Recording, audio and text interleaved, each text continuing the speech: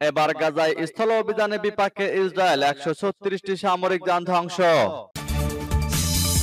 আরো বিস্তারিত জানিয়ে দিব। এদিকে গাজায় আরো 5টি ইসরায়েলি ট্যাঙ্ক ধ্বংস করল হামাস। আবারও হিজবুল্লাহর হামলায় ইসরায়েলি নাগরিক নিহত। এদিকে ইসরায়েলকে সমর্থনে তুরস্কে কোকা-কোলা নিষিদ্ধ। আরো জানিয়ে দিব, এবার ইসরায়েলি আগ্রাসন নিয়ে ফের জাতিসংঘের কঠোর বার্তা। এদিকে ইসরায়েল নিয়ে মার্কিন পররাষ্ট্র দপ্তরের নথি ফাঁস। নেতানিয়াহুর পদত্যাগ দাবিতে পার্লামেন্টের সামনে ভয়াবহ বিক্ষোভ। এবং সর্বশেষে জানিয়ে দিব, এদিকে বিশ্বব্যাপী ক্রমে বাড়ছে পরমাণু অস্ত্রের ঝুঁকি, বাড়ছে ভয়াবহ যুদ্ধের আশঙ্কা। শুনছিলেন সংবাদ শিরোনাম, এখন বিস্তারিত। তবে তার আগে অনুরোধ থাকবে, এই ভিডিওতে একটি লাইক দিন এবং কমেন্টস করে জানিয়ে দিন আপনি কোন জেলা থেকে বা কোথা থেকে আমাদের সাথে যুক্ত রয়েছেন, এবং সংবাদের সর্বশেষ গুরুত্বপূর্ণ আপডেট পেতে চ্যানেলটি সাবস্ক্রাইব করে আমাদের সঙ্গেই থাকুন।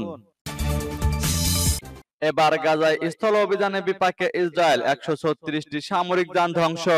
ফিলিস্তিনের অবরুদ্ধ গাজায় স্থল অভিযানে গিয়ে বেকায়দায় পড়েছে ইসরায়েলি বাহিনী।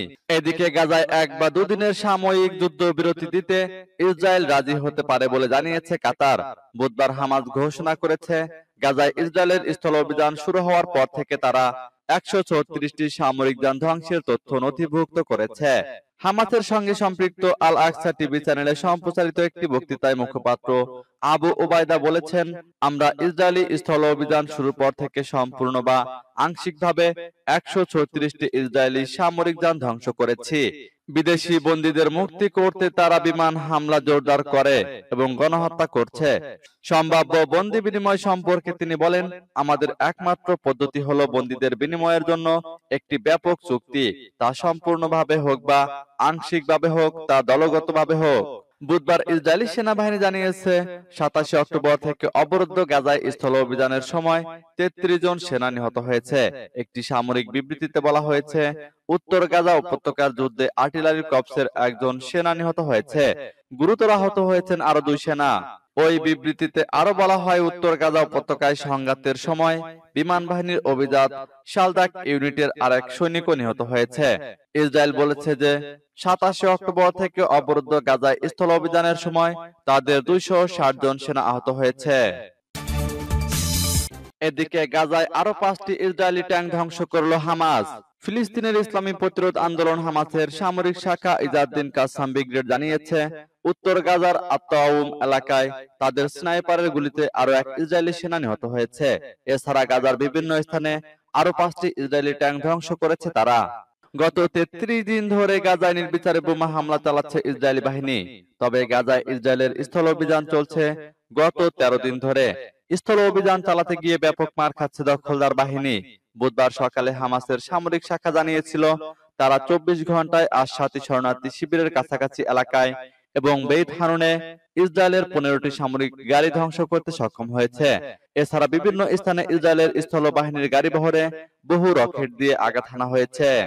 এদিকে হামাসের আল কাসাম ব্রিগেড আজও ইসরায়েলের তেল আবিবে রকেট ও ক্ষেপণাস্ত্র হামলা চালিয়েছে। বুধবার যেসব ট্যাঙ্ক ও সামরিক যান ধ্বংস করা হয়েছে সেগুলো ধ্বংসেও ইয়াসিন 105 রকেট ব্যবহার করা হয়েছে। সূত্র পার্স টুডে। আবারও হিজবুল্লাহর হামলায় ইসরায়েলি নাগরিক নিহত। ইসরায়েলের উত্তর অঞ্চলীয় শহর কিরিয়াত শোনা পৌরসভায় হিজবুল্লাহর ট্যাঙ্ক বিধ্বংসী ক্ষেপণাস্ত্রের আঘাতে 1 ইহুদি নিহত হয়েছে। ইসরায়েল নিহত ব্যক্তির নাম প্রকাশ করেছে। খবর অনুসারে নিহত ব্যক্তি 55 বছর বয়সী মির মোয়াল। ইসরায়েলি সেনাবাহিনীর জন্য পানি সরবরাহ করার সময় কিব্বুৎজ ইফতাহর কাছে তার গাড়িতে সরাসরি ক্ষেপণাস্ত্র আঘাত হানে। গাজায় সংঘাত শুরুর পর ইসরায়েলের উত্তর সীমান্তে হিজবুল্লাহর হামলায় এটা নিয়ে দ্বিতীয় ইসরায়েলি নাগরিক নিহত হলো। এবার ইসরায়েলকে সমর্থনে তুরস্কে কোকা-কোলা নিষিদ্ধ। তুরস্কের পার্লামেন্ট এলাকার সব দোকানে বহুজাতিক প্রতিষ্ঠান কোকা-কোলা ও নেসলের পণ্য বিক্রি নিষিদ্ধ করা হয়েছে। ফিলিস্তিনের গাজায় চলমান যুদ্ধে ইসরায়েলকে সমর্থন দেওয়ার অভিযোগে তুরস্কের পার্লামেন্ট এ সিদ্ধান্ত নিয়েছে। বার্তা সংস্থা রয়টার্সের প্রতিবেদন থেকে এ তথ্য জানানো হয়েছে। মঙ্গলবার তুরস্কের পার্লামেন্টের বিবৃতিতে বলা হয়েছে, ইসরায়েলকে সমর্থন দেওয়ায় পার্লামেন্ট এলাকার রেস্তোরাঁ, ক্যাফেটেরিয়া ও চায়ের দোকানে দুই প্রতিষ্ঠানের পণ্য বিক্রি বন্ধ করার এ সিদ্ধান্ত নেওয়া হয়েছে। রয়টার্স বলেছে, পার্লামেন্টের স্পিকার এ সিদ্ধান্ত নিয়েছে। বিবৃতিতে নিষিদ্ধ কোম্পানিগুলোর নাম উল্লেখ করা হয়নি। তবে পার্লামেন্টের একটি সূত্রের মাধ্যমে রয়টার্স জেনেছে, প্রতিষ্ঠান দুটি হলো কোকা-কোলা ও নেসলে। খাদ্য তালিকা থেকে কোকা-কোলার পানীয় ও নেসলের কফি বাদ পড়েছে। সূত্রটি বলেছে, পার্লামেন্টের স্পিকারের কার্যালয় জনরোষের প্রতি উদাসীন থাকেনি।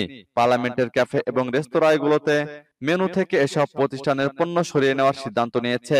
গাজায় অমানবিক হামলা শুরু পর থেকেই সামাজিক যোগাযোগ মাধ্যমে ইসরায়েলি এবং ইসরায়েলকে সমর্থন দেয় এমন পশ্চিমা কোম্পানির পণ্য বর্জনের আহ্বান জানিয়ে আসছেন অনেকে। সেই আহ্বানের অংশ হিসেবে তুরস্কের পার্লামেন্ট এমন সিদ্ধান্ত নিয়েছে বলে ধারণা করা হচ্ছে। এদিকে ইসরায়েলি আগ্রাসন নিয়ে ফের জাতিসংঘের কঠোর বার্তা। ফিলিস্তিনের গাজায় ইসরায়েলি বর্বর হামলায় প্রতিনিয়ত বাড়ছে নিহতের সংখ্যা। হামাস ও ইসরায়েল যুদ্ধ শুরুর পর গাজায় 10,000-এর বেশি মানুষ নিহত হয়েছেন। এর মধ্যে শিশু ও অপ্রাপ্তবয়স্কদের সংখ্যা 4,000-এর বেশি। চলমান সংঘাতে এক সংখ্যক বেসামরিক মানুষের নিহতের সংখ্যা। আবারও ইসরায়েলের কঠোর সমালোচনায় পড়েছেন জাতিসংঘের মহাসচিব অ্যান্টোনিও গুতেরেস। বুধবার সংবাদ মাধ্যম আল জাজিরার প্রতিবেদনে এই তথ্য জানানো হয়েছে। জাতিসংঘ মহাসচিব বলেন, গাজায় ইসরায়েলি হামলায় হাজার হাজার বেসামরিক মানুষের প্রাণহানি হচ্ছে। এত অধিক বেসামরিক মানুষের প্রাণহানি বলে দিচ্ছে ইসরায়েলের সামরিক অভিযানে স্পষ্টত কিছু ভুল রয়েছে। অ্যান্টোনিও গুতেরেস বলেন, হামাস যখন নিরপরাধ ফিলিস্তিনিদের মানব ঢাল হিসেবে ব্যবহার করে তখন তারা আইন লঙ্ঘন করে বলে অভিযোগ করা হয়। কিন্তু ইসরায়েলের বেসামরিক অভিযানে নিহত বেসামরিক নাগরিকদের সংখ্যার দিকে তাকালে দেখা যায় স্পষ্টতই সেখানে কিছু রয়েছে। নিউ ইয়র্কে রয়টার্স নেক্সটকে দেওয়া এক সাক্ষাৎকারে গুতেরেস আরো বলেন, আমরা গাজায় কয়েকদিনে হাজার হাজার শিশুকে হত্যা করতে দেখেছি। বুধবার গাজার স্বাস্থ্য মন্ত্রণালয় জানিয়েছে, গত 7 অক্টোবর থেকে গাজায় ইসরায়েলি হামলায় অন্তত 10,569 ফিলিস্তিনি নিহত হয়েছেন। এর মধ্যে 4,324 জন শিশু রয়েছে। অন্যদিকে হামাসের হামলায় ইসরায়েলে 1,400 ব্যক্তি নিহত হয়েছেন। এবার ইসরায়েল নিয়ে মার্কিন পররাষ্ট্র দপ্তরের নথি ফাঁস। ইসরায়েলকে অন্ধ সমর্থনে ক্ষুব্ধ মার্কিন কূটনীতিকরা। গাজা যুদ্ধে যুক্তরাষ্ট্রের প্রকাশ্যে ইসরায়েলের কড়া সমালোচনা করা উচিত বলে মনে করেন তারা। মার্কিন পররাষ্ট্র দপ্তরে ফাঁস হওয়া একটি নথিতে এমন তথ্য উঠে এসেছে।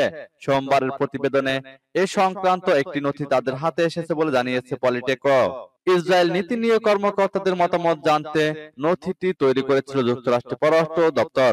পররাষ্ট্র দপ্তরের কর্মকর্তাদের সঙ্গে কর্তৃপক্ষের কথোপকথন ও অন্যান্য প্রতিবেদন অনুযায়ী কূটনীতিকদের বার্তা মধ্যপ্রাচ্য সংকটে যুক্তরাষ্ট্রের প্রেসিডেন্ট জো বাইডেনের নীতিতে কূটনীতিকদের ক্রমবর্ধমান আস্থা হারানোর ইঙ্গিত দেয়। মধ্য ও নিম্ন স্তরের কূটনীতিকদের এই প্রবণতা সবচেয়ে বেশি বলে উল্লেখ করা হয়েছে নথিতে। আর বর্তমান পরিস্থিতিতে চলমান থাকলে প্রশাসনের কর্মীদের অভ্যন্তরীণ মতবিরোধ আরো তীব্র হয়ে উঠতে পারে বলে শঙ্কা প্রকাশ করা হয়েছে। এমনকি এতে বাইডেন প্রশাসনের জন্য মধ্যপ্রাচ্য বিষয়ক নীতি তৈরি কঠিন হতে পারে বলেও উল্লেখ করা হয়েছে।